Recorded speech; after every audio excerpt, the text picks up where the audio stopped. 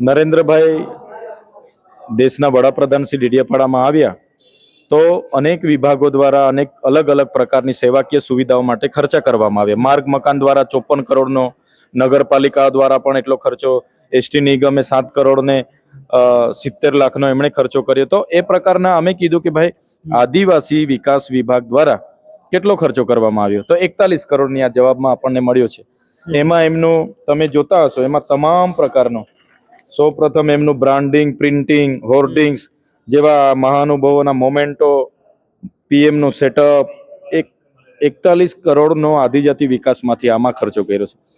અમે કહેવા માંગીએ છીએ કે ગુજરાતના મુખ્યમંત્રીના ફંડમાંથી 200 કરોડનો ખર્ચો કરતા અમને વાંધો નહોતો, સાંસદના ફંડમાંથી 100 કરોડનો ખર્ચો થતો અમને વાંધો નહોતો, પણ આદિજાતિ બાળકોના કુપોષણ માટે આવેલા પૈસા, આંગણવાડી અને શાળા માટે આવેલા પૈસા, એમના ફૂડ બિલ માટે આવેલા પૈસા તમે પીએમના પ્રોગ્રામમાં દિવાળી કરો તો એ ક્યાં સુધી ચાલવાનું છે? એટલે એનો અમે વિરોધ કરીએ છીએ અને આવનારા દિવસોમાં જનતા આ બાબતને લોકતાંત્રિકની ઢબે આવનારી ચૂંટણીઓમાં એમને જવાબ આપશે.